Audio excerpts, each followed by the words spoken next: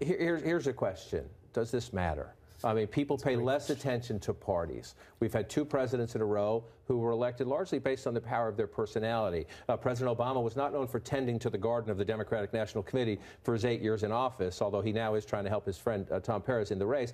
Donald Trump was not the Republican establishment's candidate of choice, and the power of his personality blew the Republican Party away. Does this matter? I think to the extent that the Democratic Party embraces this person and sees them as a leader, I really do think that matters, and how much, power they will have, right?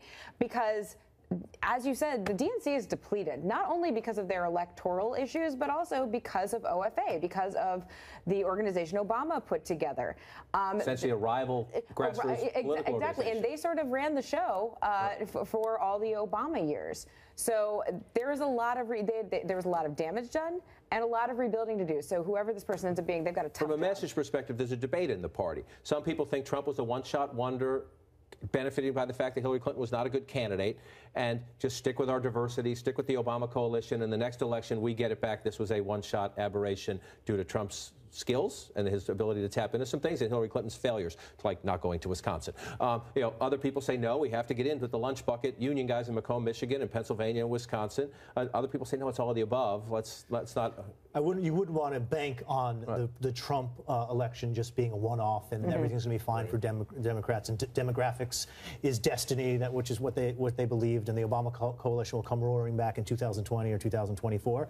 Look, if the Midwest, if whites in the Midwest start voting like whites in the South, that Obama coalition collapses, right? That Obama coalition is premised on still winning a certain amount of the white working class vote. And that was, and Trump ate into that this time. So they do have a strategic problem that is and even if, let's say the Republicans don't have the candidate with the persuasion powers of a Trump next time, you could win the presidency. But look what has happened at the state level. I guess the question is, should this new chairman or chairwoman, if one of the women wins, should be focused on, let's help Chuck Schumer get the majority in the Senate, let's help Nancy Pelosi, or whoever succeeds her, get a majority in the House, or should it be about 36 governor's races next time and the depletion of the Democratic bench in the last 8 years at the state level? I do think this whole focus on the DNC is a little bit misguided for the Democratic Party. It kind of skirts the real issue, which is that they have not been able to mobilize grassroots organization, genuine grassroots organization that is not tied to a charismatic figure like Barack Obama. And resolving their DNC chairmanship election is not going to solve that problem. Right. I don't even think rebuilding the DNC as an organization is going to solve that problem. What Democrats have to deal with right now is what is happening in these town halls across the country. Who are these people? How are they being organized? What motivates them? Understanding that better and being able to tap into it and breathe life into it is going to be the most important task of the party. And I don't think that really has anything to do with the DNC chair. It certainly doesn't have to do with the age of the DNC chairman, as Howard Dean pointed out, because, Bernie Sanders was 70-something years old, and he was able to really motivate young voters. So some of this attention seems to be going in the wrong places. But it's a great point about who's outside these town halls, making sure they get the email address, the Facebook pages of these people in the room. If they can protest Republicans now all they want, if they don't show up to vote in 2018 or 2020, great, you had a great protest, or you had a great march even here in Washington. Does this matter? I mean, I asked this question. Keith Ellison, Democratic congressman from Minnesota, who is a Muslim American, who thinks that that's important in the Trump years. He thinks that's part of his appeal as a candidate, has been in a back and forth on Twitter with the President of the United States. I don't know if this helps or hurts his candidacy, but the President tweeted, one thing I will say about Representative Keith Ellison in his fight to lead the DNC is that he was the first one who predicted early that I would win. Keith Ellison, of course, responding, saying, my latest call, America is coming together like never before. We'll stop your drive to divide us.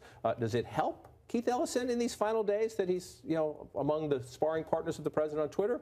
For any Democrat fighting with Donald Trump is not. There's no downside to that if you're trying to win Democratic votes. Right. But look, I think to go back to your question about does it matter, right? There's been a trend especially on the presidential level for decades now, starting with George Bush probably, in which the presidential campaigns are built around individuals, and the power of the party has completely waned. Barack Obama took that to the nth degree, and I think Hillary Clinton suffered from the fact that she didn't have kind of an